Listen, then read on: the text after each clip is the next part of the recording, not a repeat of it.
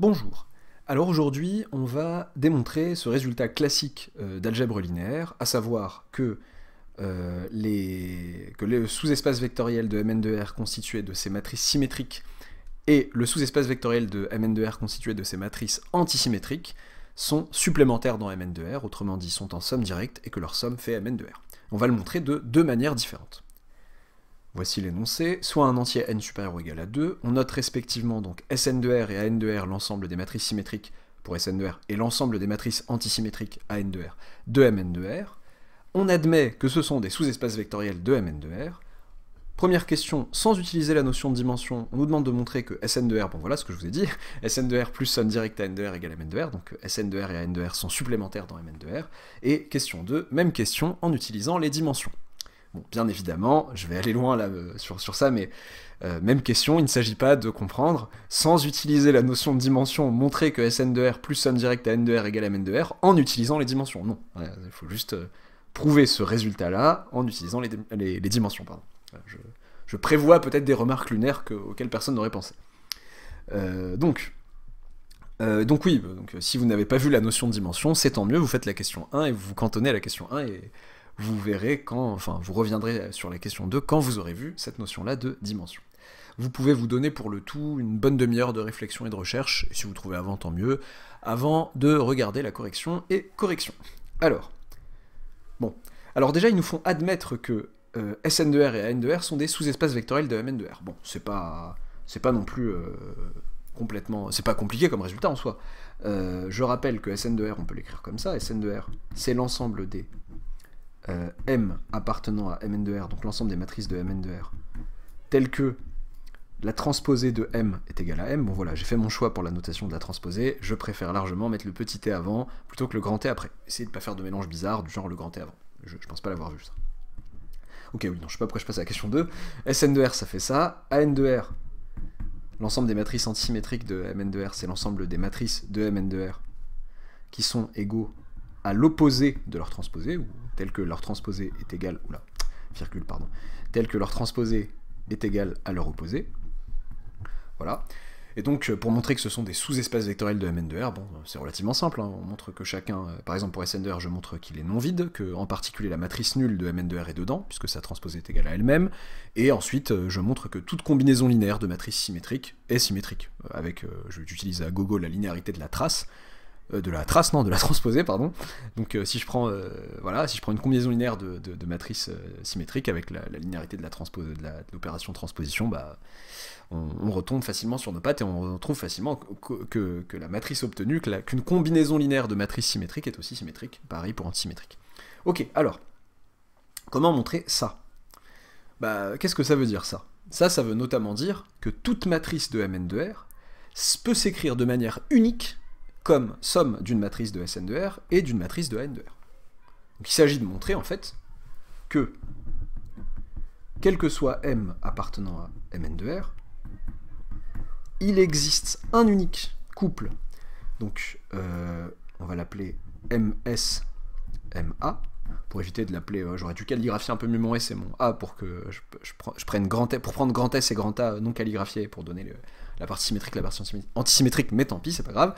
Donc MSMA, un couple dont le premier terme est dans, le premier élément est dans Sn de R, le deuxième dans N de R, tel que, eh bien, M s'écrive MS plus MA.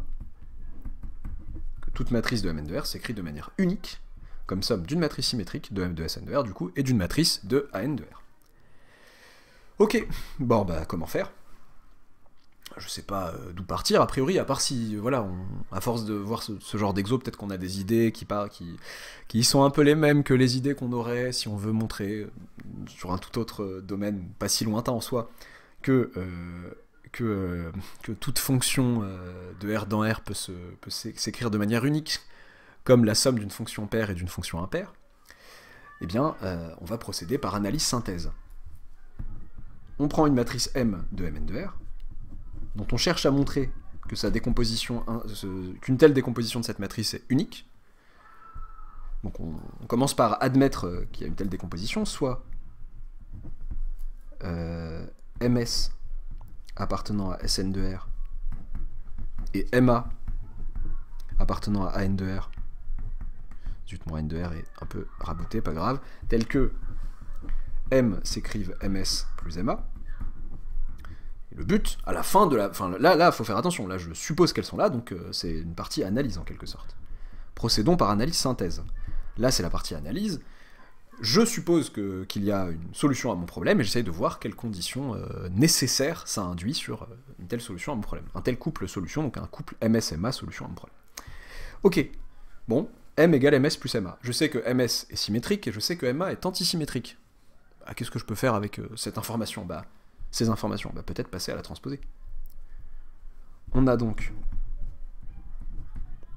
que transposée de M, c'est la transposée de la somme, et c'est aussi donc la somme des transposées, donc c'est transposée de MS plus transposée de MA. Oui, mais transposée de MS, c'est qui? MS est une matrice symétrique, c'est donc MS. Transposée de MA, c'est moins MA. Intéressant, ça.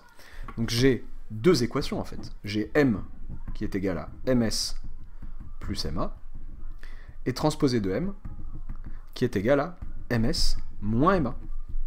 Qui sont mes inconnus, en fait? Qu'est-ce que je cherche? Bah, je cherche, en fait, à caractériser, à trouver le plus de conditions possibles sur MS et MA. Bah, espérer en soi que ce couple MS-MA est unique. Bon bah, en n'oubliant pas, surtout que M est connu. M, c'est une donnée du problème. C'est la matrice que je cherche à décomposer. TM aussi. Transposée de M, c'est la transposée de la matrice que je cherche à décomposer. Bon bah, je vais jouer intelligemment sur les lignes de ce système. Donc, qu'est-ce que ça me donne, ça? En sommant les deux lignes, donc si je fais ligne 1 plus ligne 2, eh bien, j'obtiens 2ms égale m plus transposée de m. Donc 2ms d'un côté, puisque les m sont partis, égale m plus transposée de m. Donc ms n'est autre que 1/2 de m plus transposée de m. Et ma, comment je l'obtiens? Bah, ma, je l'obtiens en faisant cette ligne moins cette ligne. Qu'est-ce que j'obtiens? J'obtiens 2ma, donc les ms sont partis cette fois-ci, égale m moins transposée de m. Autrement dit, ma égale 1/2 de m moins transposée de m. Ah. Donc, si un tel couple existe, si un couple MS-MA vérifiant solution du problème existe, eh bien, c'est uniquement, ça ne peut être que ce couple-là, le couple où MS vaut ça et MA vaut ça. Donc là, on a l'unicité si existence. On ne sait pas encore qu'il existe, on a supposé l'existence là pour pouvoir travailler. De MS-MA, solution du problème. Solution du problème de ce problème de décomposition. Ok. Synthèse. La partie synthèse, maintenant, c'est de faire quoi? C'est de montrer que ce couple-là est bien solution du problème. En fait, là, je viens de dire quoi? Je viens de dire, s'il y a un coupable à ce crime, c'est lui. Ce couple-là. Maintenant, montrons que... Et ça ne prouve pas que maintenant, ce crime a été commis par un unique coupable. S'il y a un coupable, c'est lui. Oui, mais il faut montrer que lui est coupable. Peut-être qu'il n'y a même pas de crime, en fait. Donc, synthèse, eh bien, maintenant, en prenant ms égale 1/2 de m plus transposé de m, et ma égale 1/2 de m moins transposé de m, est-ce qu'on satisfait bien tous les prérequis, tout ce qu'il faut pour être solution de problème? Est-ce que m est bien égal à ms plus ma? Bah oui. ms plus ma, bah, ça fait bien m, on vérifie, bon, rapidement, ça fait 1/2 de m, si on veut faire semblant, plus 1/2 de m, et ça fait m, puisque les transposés vont partir, égale m, et que reste-t-il aussi à prouver? Que ms est bien symétrique, et que ma est bien antisymétrique. Bon bah, transposé de ms, qu'est-ce que ça fait? Ça fait transposé de tout ça, donc 1/2 de la transposée de m, plus la transposée de la transposée de m, bon, je vais l'écrire quand même, la transposée de la transposée de m, bah, c'est m, ça fait 1/2 de transposée de m, l'opération de transposition est involutive, je l'applique 2 fois, je retombe sur mes pattes, plus m, et ça me fait, eh bien, ça me fait ms. Et maintenant, transposée de ma. Mais qu'est-ce que ça me fait? Donc on a dit que ma, c'était m moins transposé de m, donc là ça fera 1/2 de transposé de m, pardon, moins m, et je remarque que c'est moins 1/2 de m moins transposé de m, et c'est donc moins ma. Donc, avec la première égalité, avec l'égalité transposée de ms égale ms, j'ai que ms appartient à Sn de R, et avec cette deuxième égalité, que ma appartient à N de R. Mon couple MSMA est bien un couple de Sn de R fois N de R. Conclusion. Ce qu'on a fait est valable pour n'importe quelle matrice M de Mn de R, quel que soit M appartenant à Mn de R. Il existe un unique couple MSMA appartenant à Sn de R fois N de R, tel que M égale Ms plus Ma. Rebonjour. Pour de nombreuses petites raisons dont l'énumération serait inutile et fastidieuse, me voici contrainte à cette ellipse temporelle qui ne se traduira, je l'espère, que par quelques petites secondes dans votre vidéo.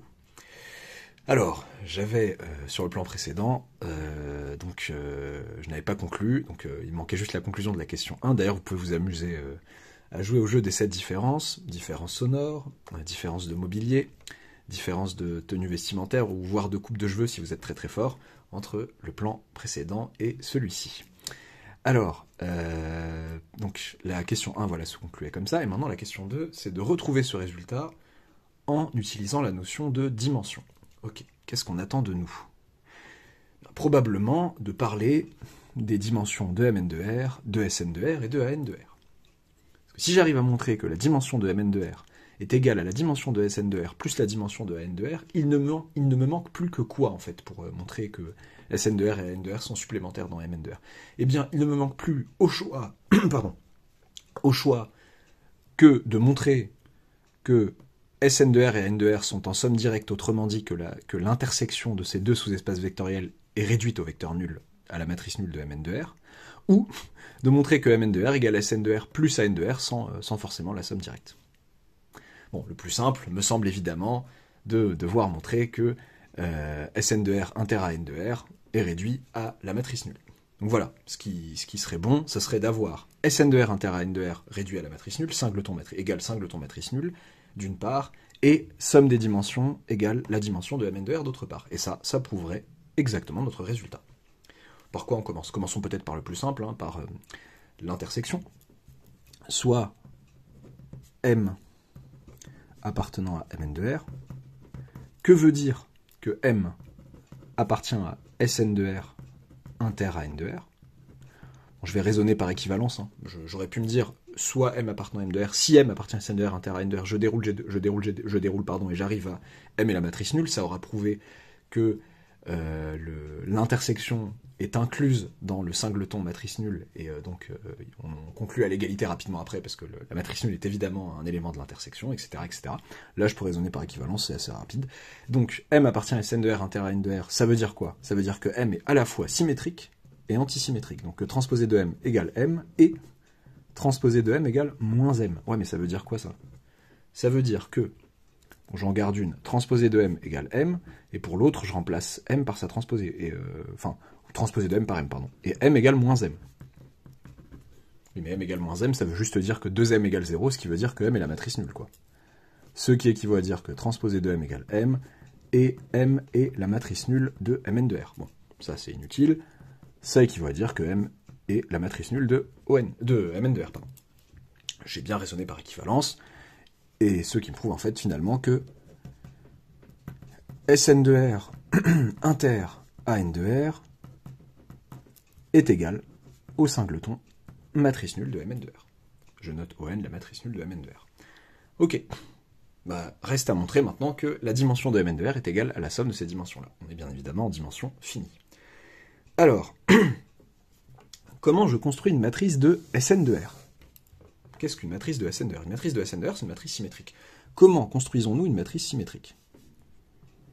Matrice symétrique, quelle liberté, entre guillemets, avons-nous sur le choix de ses coefficients? J'ai la liberté totale sur le choix de ces coefficients diagonaux, ils valent ce qu'ils veulent, mais par contre, dès qu'un coefficient d'un côté de la diagonale strictement est fixé, cela fixe automatiquement le coefficient correspondant symétrique par rapport à cette diagonale. Par exemple, si j'ai fixé le coefficient à la première ligne, troisième colonne, A3, 1, eh bien, A1,3 va valoir la même chose. Enfin, j'ai dit A, ça pourrait être M, M3, 1, M1,3 devra valoir la même chose. Autrement dit, la liberté que j'ai est sur les coefficients diagonaux et par exemple uniquement sur les coefficients strictement au-dessus de la diagonale. Donc au final, sur tous les coefficients au-dessus, au sens large de la diagonale. Dès que j'ai fixé ces coefficients-là, je n'ai plus d'autre choix les autres coefficients sont automatiquement fixés. Combien est-ce que ça m'en fait de coefficients? Donc j'ai tous ces coefficients-là à choisir, quoi. Eh bien, il suffit de compter le nombre de coefficients. Donc, déjà la dimension de Mn de R, qui correspond au nombre de coefficients qu'il y a dans une matrice carrée de taille 2, de taille n, je sais pas pourquoi je dis taille 2, c'est n carré tout simplement. Et du coup, la dimension de Sn de R, qu'est-ce que ça va faire? Comme on a dit, donc, il suffit de dénombrer les coefficients qui sont au-dessus ou au-dessus de la diagonale comprise. Déjà, si on exclut, donc si on fait un petit schéma comme ça, tac, sur la diagonale, il y a une... Bon, c'est mon brouillon, ça, bien sûr. Sur la diagonale, il y a une coefficient, on dirait une baguette où il y a marqué n dessus, bon. Sur la baguette, il y a... sur la diagonale, pardon, allez hop, reviens. Sur la diagonale, il y a n coefficients. Donc, au total, comme il y en a n carré, là, il y en a n carré moins n divisé par 2, parce que n carré moins n pour les coefs non diagonaux, donc ceux strictement en bas, n carré moins n divisé par 2, ceux strictement en haut aussi, n carré moins n divisé par 2, et donc au total, qu'est-ce que ça me fait? Ça me fait n plus n carré moins n divisé par 2. Ok. Ce qui ferait que dim de Sn de R, ça fait n carré moins n plus 2n, donc n carré plus n, divisé par 2, autrement dit nn plus 1 divisé par 2. De la même manière, que dire de la dimension de An de R? Une matrice de An de R, qu'est-ce qu'il faut choisir de quelle liberté disposons-nous sur les coefficients d'une matrice pour qu'elle soit symétrique? Eh bien, cette fois-ci, n'oubliez pas que la relation transposée de A égale, transposée de M égale moins M, oblige en fait les coefficients diagonaux à être nuls. Parce que si vous appliquez cette relation et que vous regardez coefficient par coefficient, les termes diagonaux vont être égaux chacun à leur opposé, et donc vont être égaux à 0. Donc les termes diagonaux sont nuls, j'ai pas le choix sur les termes diagonaux. J'ai encore le choix sur les termes d'un côté ou de l'autre, parce que dès que j'aurai fixé un terme d'un côté, dès que j'aurai fixé par exemple, pour prendre l'exemple tout à l'heure, M3,1, eh bien M1,3 sera l'opposé cette fois-ci de M3. Donc j'ai le choix sur combien de coefficients? Sur, eh bien, j'oublie juste la diagonale, donc cette fois-ci, n carré moins n divisé par 2. Si je regarde les coefficients strictement au-dessus de la diagonale, par exemple, ça me fait n carré moins n divisé par 2, autrement dit nn moins 1 sur 2. Ok. Que dire de dim de Sn de R plus dim de An de R, du coup? Il me semble que ça fait ce qu'il faut. Ça me fait donc n carré plus n sur 2, plus n carré moins n sur 2, et ça fait donc n carré, et ça fait dim de Mn de R. Donc, avec cette info et cette info, on a bien que Mn de R égale la somme directe de Sn de R et de An de R. Autrement dit que Sn de R et An de R sont supplémentaires dans Mn de R. Ok, j'ai conscience que, en fonction de la situation, cette réflexion, déjà j'ai pas vraiment rédigé la démonstration pour être honnête, hein. Enfin je l'aurais soit rédigé en bon français en disant le nombre de coefficients libres dont nous disposons est tatati tatata, et j'aurais expliqué ça. J'ai conscience qu'en fonction de la situation, ça peut passer ou pas. En colle, franchement ça peut passer en expliquant proprement ça.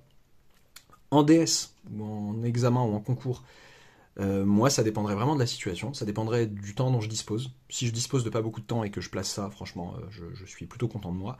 Si j'ai un peu plus de temps, ou si par exemple en colle, le colleur me demande de préciser, là, je vais parler plutôt des matrices élémentaires pour expliquer clairement pourquoi la dimension de Sn de R fait ça.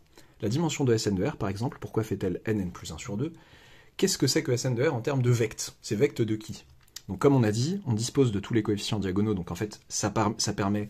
Enfin, ça met en jeu, les matrices élémentaires, les matrices élémentaires EII. Je rappelle que la matrice élémentaire EIJ, grand EIJ, c'est la matrice où il y a, celle dont je vais parler là pour pas avoir à réintroduire la notation.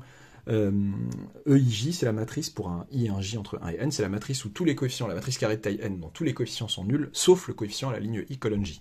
Voilà. Donc, en fait, Sn de R, c'est vecte des EII avec I entre 1 et n, mais c'est pas fini, plus Alors, je fais une somme d'espaces vectoriels, donc de sous-espaces vectoriels, donc ça me permet d'obtenir toutes les matrices diagonales, en fait. Plus, en fait, vect des EIJ plus EJI, avec I strictement inférieur à J et IJ entre 1 et N. Pourquoi? Parce que, eh bien, à chaque fois, comme je vous ai dit, si ce coef pour une matrice symétrique, si ce coef là vaut 3, le coef symétrique, enfin si E1,3 fait 3, E3,1 fait 3 aussi. Donc forcément, ils vont de pair ensemble. Forcément, cette valeur, si j'ai une valeur là, c'est la même ici, donc en factorisant par cette valeur, j'obtiens la matrice élémentaire EIJ et la matrice élémentaire EJ correspondante. Ok, c'est même une somme directe en fait. C'est une somme directe, on peut facilement montrer que l'intersection de ces deux sous-espaces vectoriels est réduite à la matrice nulle. Une matrice qui est à la fois diagonale et s'écrit comme combinaison linéaire de ces matrices-là avec I strictement inférieur à J, c'est la matrice nulle. Ok. Ces deux familles-là, prises séparément, sont libres. Donc, la famille des EI est évidemment libre. Donc, on peut revenir à la définition de liberté, mais comme chaque élément de la famille correspond en fait à une matrice élémentaire avec un coefficient qui n'apparaît que chez lui et pas chez les autres, un coefficient non nul qui n'apparaît que chez lui et pas chez les autres, le seul moyen d'annuler par combinaison linéaire cette famille, c'est de prendre la combinaison linéaire triviale, pardon. Ma voix déraille. Donc ça, c'est ce vecteur-là est de dimension, le nombre d'éléments dans la famille, à savoir n. Pareil pour cette famille est libre aussi, la famille des EIJ plus EJ avec I strictement inférieur à J. Bon, attention, hein, si j'avais mis I différent de J, j'aurais fait des répétitions dans la famille. Cette famille est évidemment libre, parce qu'en fait, chaque élément de la famille comporte au moins un coefficient, même deux coefficients, qui ne sont présents que chez lui et pas chez les autres. Des coefficients non nuls, où seul lui peut rendre ses coefs non nuls. Autrement dit, par exemple, ce que je veux dire par là, c'est que E3,1 plus E1,3, c'est le seul moyen, dans une matrice donnée, d'obtenir, une matrice symétrique donnée, d'obtenir quelque chose de non nul à la troisième ligne première colonne et la première ligne troisième colonne. Donc, si on revient, pareil, à la définition de liberté avec les lambdas, si j'ai une combinaison linéaire d'éléments de cette famille qui fait la matrice nulle, et bien forcément tous les lambdas devant chaque élément de la famille vont être nuls. Et ça correspond à la combinaison linéaire triviale et la famille est nulle. La famille est libre, pardon. Donc ceci est de dimension. Donc le nombre d'éléments de la famille et le nombre d'éléments de la famille, ce que j'ai compté tout à l'heure, c'était le fameux n carré moins n sur 2. Et donc, par somme directe de ces deux sous-espaces vectoriels, la dimension de Sn de R, c'est la somme de ces dimensions-là. Et An de R, cette fois-ci, c'est vect des EIJ moins EJI, cette fois-ci. Pareil, avec I inférieur strictement à J, et IJ se baladant entre 1 et N. Et du coup, on obtient la dimension de N de R qui est N carré moins N sur 2, parce que, encore une fois, cette famille est libre. Pour Sn de R, je me suis un petit peu embêté à écrire ça comme somme directe et pas écrire comme un seul vect, parce que je trouvais délicat comme notation de devoir mettre cette famille, je devais expliquer comment je vais introduire une notation pour une concaténation de famille, j'avais envie d'éviter ça, et du coup, voilà, vect de ça, Sn de R c'est vect de ça, plus somme directe vect de ça, et laissez-moi tranquille, voilà l'idée. Très bien.